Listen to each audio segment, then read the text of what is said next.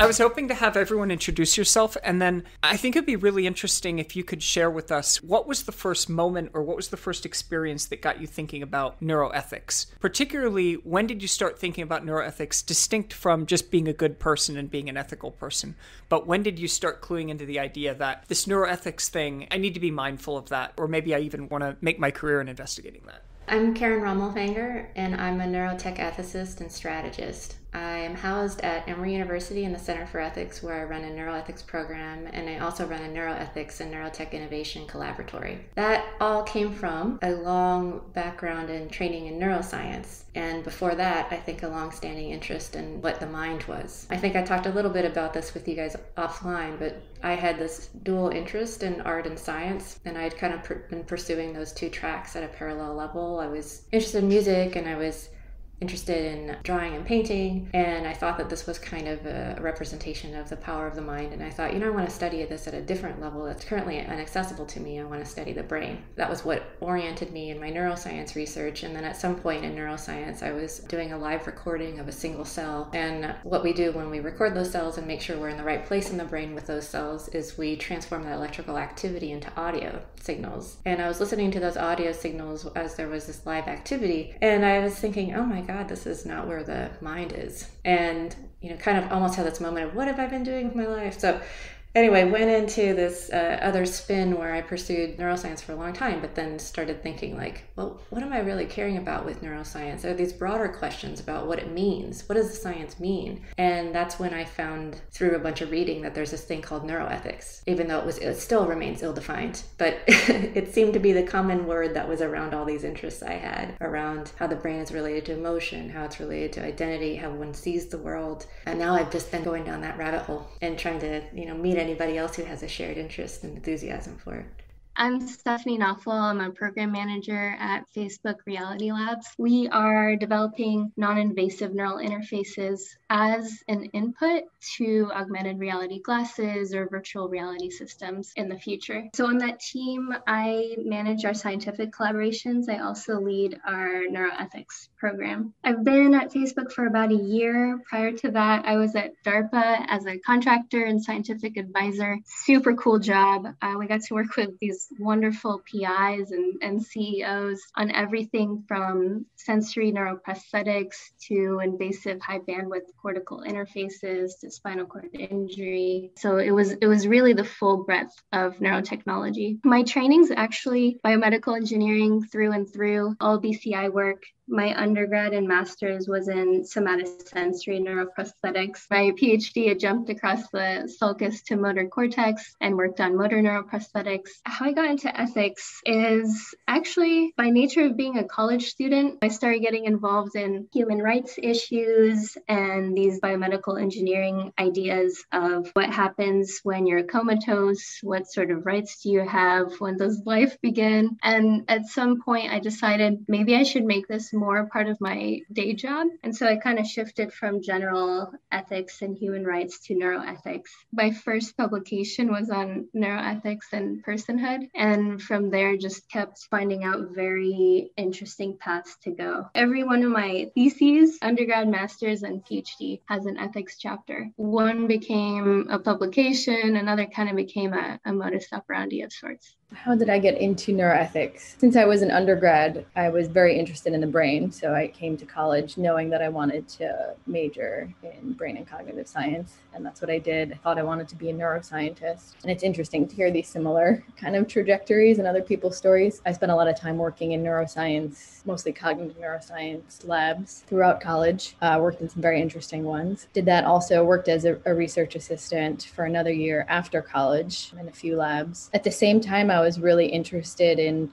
science communication and thinking about how to engage the public and just thinking about how science generally remains or often remains in its own little bubble. And so I actually ended up doing a dual major in both brain and cognitive science and also writing. After college, I worked as a science writer for some time and an editor with a specialty in neuroscience, and actually moved to Tel Aviv, Israel, and worked with a number of really great neuroscientists there. And I was writing about other people's work, and it was fascinating. I mean, I love speaking to people about their own research, sort of like what we're doing here in this podcast, right? Just being able to talk to people, talk to experts, right? And ask them anything. I genuinely love that. But I decided that I did want to do my own research. And the thing that fascinated me the most at the time was thinking about brain-computer interface. So I actually applied to do a PhD program to study the social and ethical implications of BCIs at MIT in their interdisciplinary program there, History, Anthropology, Science, Technology, and Society. I only applied to that one program because that was the only thing I wanted to do. I didn't want to go to do a PhD just for the sake of doing a PhD. I just wanted to do this specific thing.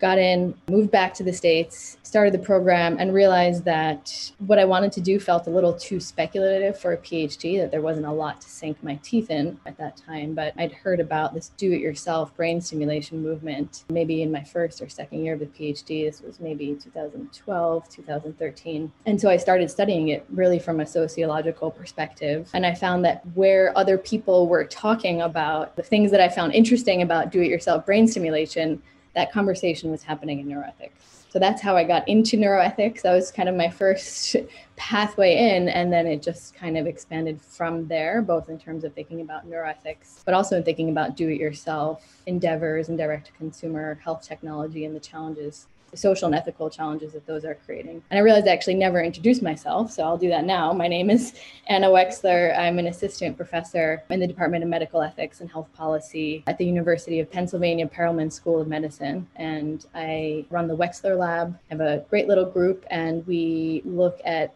mostly issues related to neuroethics, to focus on issues related really to emerging technologies. There's a lot of other areas of neuroethics, but also more broadly look at issues around do-it-yourself medicine and direct-to-consumer health technology. Hi, everyone. I'm Anna Maikes. I'm the CEO and co-founder of Neuroelectrics, a company that is developing a non-invasive brain stimulation treatment for different indications. We are currently on an FDA trial for epilepsy on pivotal phase to reduce seizures in children that don't respond to medication, and also a fully at-home FDA IDE pilot in depression. So, from the moment I co-founded the company with my co-founder, who is a physicist and mathematician, we always look at the brain as a physics and electric part of the body, right? And our obsession was to decode the brain, looking at EEG, but also to learn how to stimulate. And it was very clear to us when we incorporated Neuroelectrics in 2011 that we wanted to take this to the market, right? And that it had to go through the clinical route. So that was like an obsession as an entrepreneur to have a social impact. And that's why I didn't go into the consumer. It wasn't because I was a good person, because I thought that the impact would be on the medical field. So I moved to the US, and then I was invited as a newcomer into the neurotech space to a conference in Washington, the Institute of Medicine.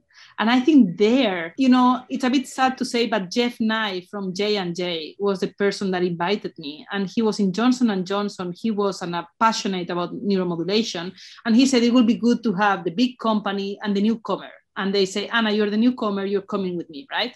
And in there, I met Han Greeley and, all the people. And I think that maybe Karen or Anna were there as well. And I promise, I sat down in Washington in this conference and I heard them speaking about neuroethics, and it had never crossed my mind. It's just I sat there, I listened, and I said, oh my God, I never asked myself these questions. This is pretty fascinating. I should be thinking about it. So it's through meeting Anna and Karen and a lot of people involved in neuroethics that I started to think that I should be really, as an entrepreneur, be concerned and learn how to incorporate this into my life as an entrepreneur. But honestly, it's just because I listened to experts and to the conversation that I got involved in neuroethics. You said you posed it as deciding to be a good person, doing ethics other than kind of this interest of self-cultivation and your goodness. I really would not have gone into neuroethics if I hadn't have found all these ideas first and then saw that neuroethics was put on it as a label. If I had probably seen the neuroethics label first, I think I would not have gone for it. And the reason is that as a scientist, I had a long history of bad, required, compliance-driven checklist stuff that I had to do. These modules of training where I felt almost my intelligence was insulted by having to do it. It slowed down my work. It made me have to answer what I felt like were obvious questions and I already knew how to do. And I just felt like it was this thing in red tape. And I was not taught that ethics is, as I see it now, as a problem-solving tool that enhances innovation and creativity. I didn't see it as something that was expansive. I saw it as something that was constraining in the worst ways. That was almost the antithesis to science. So I fully appreciate many people's disdain for hearing what we've kind of in some of my circles been calling the E word. We've wondered, should we even say the word ethics because it has such a terrible connotation?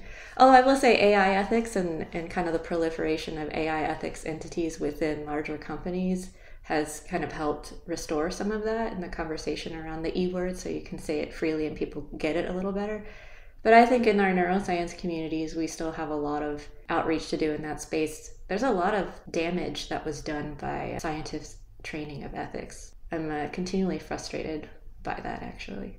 Yeah, and one of the things that I want to ping Stephanie and Anna as well is one of the reasons for me to get involved is that I thought I was a good person because I said, I'm not going to the consumer world, I'm going through the clinical route, and then I'm doing the good thing, and then the consumer guys are the bad guys, right? And then when Karen and Anna start to make the questions, I'm like, shit, I cannot answer that. Ooh, I'm not sure I'm complying with that. So I had all these blind spots, and it's like, oh my God, I'm not really responsible, so maybe it's not that I'm not such a good person. It's not about being good or bad. It's about, are you really answering the hard questions and doing things in the right way, right? So it doesn't have anything to do with being good or bad. So Stephanie, what's your take? It's interesting to hear you talk about the consumer people as the bad guys. I certainly don't see it that way. It's interesting because I started in this field. I'm very passionate about neurorehabilitation. You can talk to many of my colleagues at Facebook. They're also passionate, but I'll be very clear, like we are developing a consumer product, not for medical use. But what's interesting about us pursuing this is we're a huge company, we're global, we serve the world.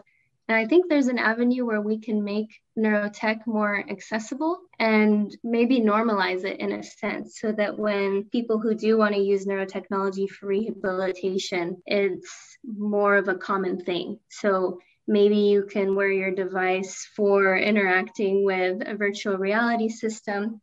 There'll be other use cases that will really be opening for the rehabilitation community. There's people in the company thinking about privacy measures. There's people in the company thinking about diversity and inclusion.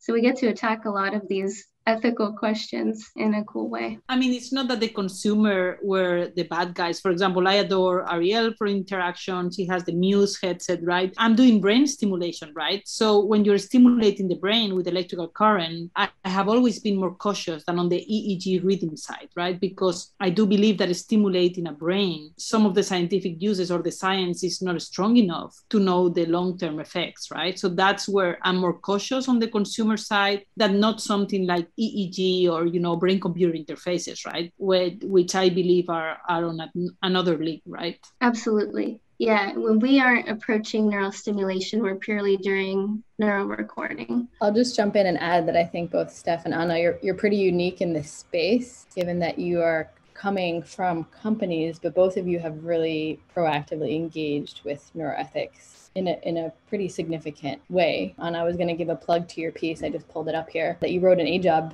neuroethics, to be or not to be involved in neuroethics and entrepreneurial perspective. So you've actually written in the forum that neuroethicists read. This is our forum, right? And Steph, you've been involved very intimately in helping organize and participating in events. And I don't know the total extent of your involvement with the Facebook neuroethics internship, but I know it's significant, I think, in some way. So I think just for the listeners, right, this is not just two random people from different neurotech companies. You guys really have been significantly involved in neuroethics. I would agree with that and say that I think one thing that they both point out is that they're not using, companies have a compliance officer. They do their thing. They have a certain skill set. They have a legal skill set, and they have their engineers and they do certain things. But an ethicist really has to sit in the gray zone, and so you have a different set of tools for that. And I think they both demonstrate curiosity and awareness of looking for those blind spots and figuring out how to integrate that into their day-to-day and their creativity. And one of the things I've been working on with Jacob Robinson of the IEEE is we're currently developing a paper about reimagining engineering grand challenges as socio-technical ones, meaning that these don't have to be engineering feats, don't have to be separate, just about fixing something or cleverly solving an engineering problem, like around size or materials that can one use. Those kind of problem-solving rubrics can be used to think about, can I make this out of affordable technologies so that more people have access? Can I engineer wireless technology so that they're more secure? And even, I think also concrete could be like, how can I help empower people so they have a greater sense of agency, which also is a word that feels very abstract, but how can I design and fail safe so that the patient, consumer will feel more secure and empowered in how they're using these things? So I don't think that these should be seen as, scientific excellence, engineering excellence really shouldn't be seen as separate from ethical excellence or being about a black and white being a good person, because really my job as an ethicist is usually not to help. If there is a clear good or bad, black or white, then you really don't need me there. But if there's like a choice between a less bad option, a bad one and a less bad one, that's usually where I come. It's not always the like, yay, a clear winner and this. So I think that these are complex problems that we're addressing, and they have to be thought about throughout the whole enterprise. One thing I've tried to do throughout my career, which has only been a dozen or so years, is try to find avenues to get scientists and ethicists speaking to each other and working very closely together. So actually, when I was an undergrad, I was in a biomedical engineering lab, and we had an ethics professor who would come and participate in experiments, watch experiments, was really invested in learning about the system. And we started thinking about different paradigms for getting the two groups to work together. And this was at Arizona State, so there were a bunch of people thinking about this already. There's a McGregor and Wetmore paper from, I think, 2009, where they talk about staging these roundtable discussions where ethicists show up, and maybe you have a weekly lab meeting or a monthly lab meeting. So that was one approach. The other end of the spectrum was this paradigm of having an ethicist embed himself or herself in the lab. Eric Fisher at ASU was someone who had done this at Boulder. And so we started thinking about these paradigms, and what I ended up putting together as part of my master's thesis was this idea of a collaborative traineeship, which I thought was the best of a few worlds, where an ethics trainee, as part of their undergraduate or graduate studies, would do a rotation in the lab. They would watch experiments, maybe participate if it made sense. And what this would do would be to encourage organic conversations between the two groups. Why are we doing this? Why did you choose that animal model versus this animal model? And it's something we were able to pilot at Arizona State, and I've tried to carry it throughout at DARPA, the broad agency announcements that we put together. The very last one I did was Bridging the Gap, the spinal cord injury program. And we encouraged teams to embed ethics trainees in their groups when they went to submit a proposal. And this is something we're trying to do at Facebook as well. We have these internships. We can bring ethics training on board for a few months. They'll learn how we do business. We'll learn from them. Then they go back out into the field. So we're starting to try this. We also work with ethicists who are already on staff. But it's interesting to think about this sort of embedded ethics trainee paradigm. It's so interesting because when I saw the call for Facebook, I was just continuously wondering why it was a trainee and not somebody later. And now you just explained it. Yeah, that was all the motivation there. So this has been a very long-term project, and seeing if it catches on and how it works. Are you looking for people to apply right now? We're looking in the fall and identified our first trainee, so to speak. But see, that's great. I think that after being in a lot of neuroethics forums and developing guidelines and writing articles, what Stephanie is describing is really about getting into action, right? How can you really get both cultures working on the day-to-day of the company, right? And I love the trainee idea. I also think that, as my company, we have investors, right? And we have a board, right? So I think at some point in some boards, it would be great to have these neuroethics to also be on the board and go through some of the decisions. Because what I love the most is thinking, what are the implications of your technology 10, 20 years from now? Those are the super good questions. Like, how do you see these, 10, 20 years? And how can it backlash the board of the company in different scenarios, right? I would like to see one of these, neuro trainees or neuroethicists involving the board from time to time. I think it would be awesome, because even if I think about that, it's not the same that I tell my board than some data out there, right? And some questions. I don't think it's about judging, it's about asking the right questions. As Karen says, I don't think there is a right or wrong answer, but are you asking the right questions to yourself? I love that idea of integration, and I've been working on trying to understand the practical workflow piece of this for a while, because I've been a part in Anna and Anna, I know you both have too, of a number of neuroethics guidelines, recommendations, high-level national ones, transnational ones. In fact, there's so many that people don't even realize they're there. And I think every person who creates them thinks that they're the first person to create them. And then, and then we move on and don't read theirs anymore either. So I've really shifted my work to thinking about practical levers that one can integrate into a company. And I've been actually talking to a lot of people in AI who already have embedded AI ethicists, or people who are independently consulting as AI ethicists.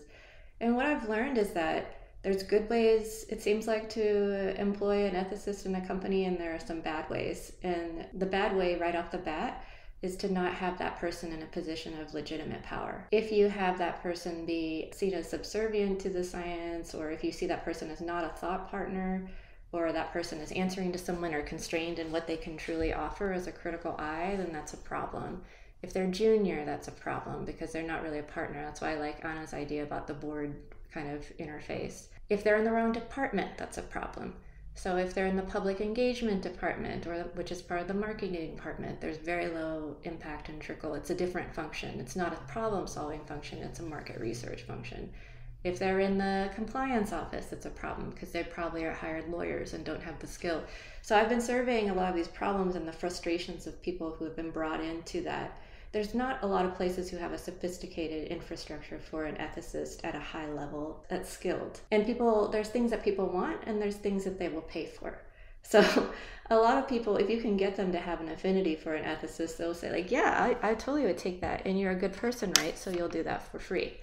And so that's one of the things I've been working on too, is that there has to be a clear value proposition on both sides for the ethicist. And part of that starts with the ethicist realizing that their work has a certain value, and it has a value that hits the bottom line of companies. So what I've been trying to help people understand is that, neuroethics isn't about feeling good and helping you have just this beyond the awareness. It helps you set up a trajectory of growth for a company so that you can anticipate, one, that you can have a wider scope for your audience, so that you can figure out who are going to be the diverse stakeholders in broadening your revenue streams. I think about, try to tell people that the people that are hired into companies like Facebook and Google, et cetera, the younger generation and talent are very ethically minded. If you want to keep good engineers, they need to believe in the mission, and they need to believe that you're really going to walk that talk and that leadership cares. And I think the other thing is that there is just kind of sustainability and readiness in the long term for the types of policy implications or policies that might be drawn up in the future. And I think if you're really a leader in the entrepreneurial space, that you should be involved in those conversations. You should be a thought partner in thinking about what guidelines are going to be useful. And many of the guidelines, I think, have failed in that regard because they've been generated by academics and policymakers. Academics, in my experience, I'm starting to form this opinion that are even less amenable to thinking about neuroethics than private sector partners, because companies really get that they have to hit the ground with their tech. And, there needs to be this applied nature in a certain kind of group they're talking to. An academic can be fairly more isolated in their lab publishing within their peer-reviewed community. And so I think that there's a different opportunity for actually the people like Anna, people like Steph, to be setting the stage for even academics to do their work more effectively and having better impact with their work.